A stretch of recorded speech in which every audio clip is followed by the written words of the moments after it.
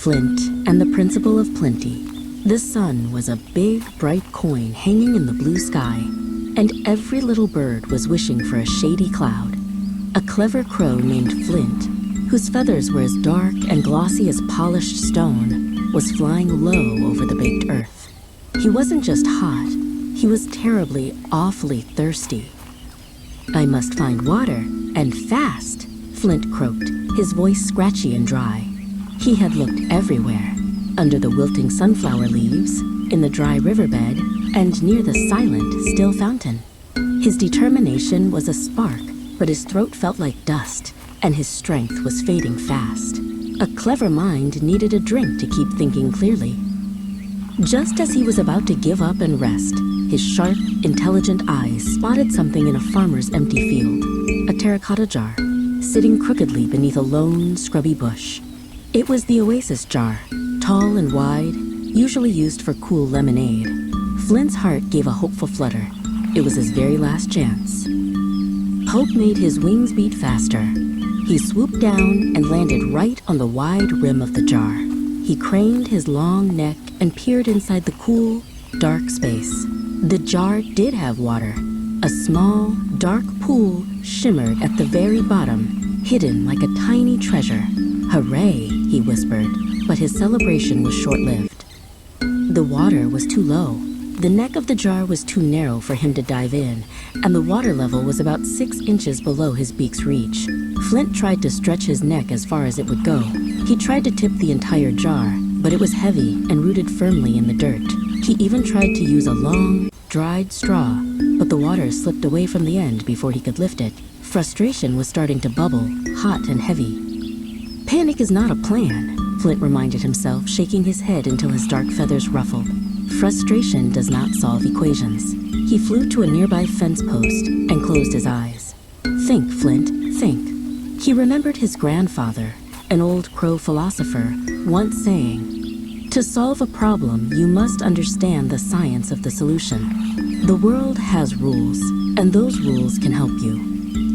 Flint thought about volume and space. It was a scientific law. If he couldn't bring his beak down to the water, maybe he could bring the water up to his beak. He remembered something called displacement. What would happen if he put something solid into the water? The solid object would take up space, and the water would have to move somewhere. Since it couldn't go down, it would have to go up. "Displacement!" he cried, flapping his wings excitedly. "The water can't disappear. It has to go up when something else takes its space." Flint knew exactly what he needed. The water's original volume wasn't changing, but the container's internal volume was shrinking with every object added. He flew off the post and landed near a patch of river pebbles left from an old flood.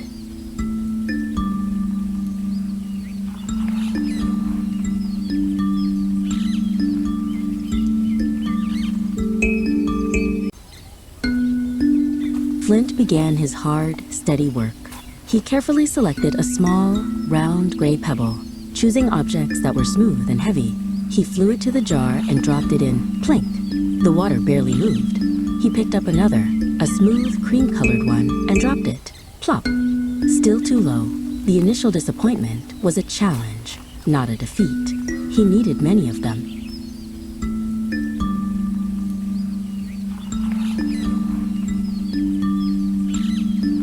Flint didn't get discouraged. His determination, like a slow-burning fire, never went out.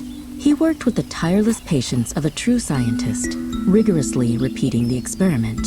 He picked up and dropped pebbles, one by one, for a very long time.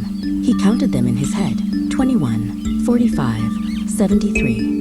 Gray, white, black, brown, smooth, rough, plink, plop, splash. The work was slow, but the principle was correct.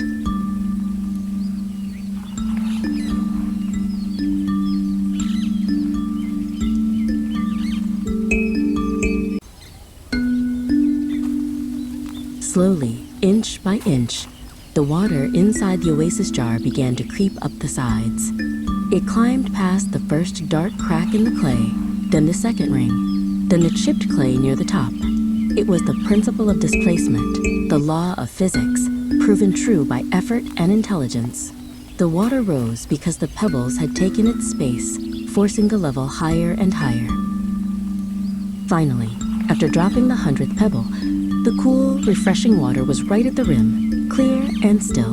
Flint dipped his beak and took the longest, sweetest, most satisfying drink of his life.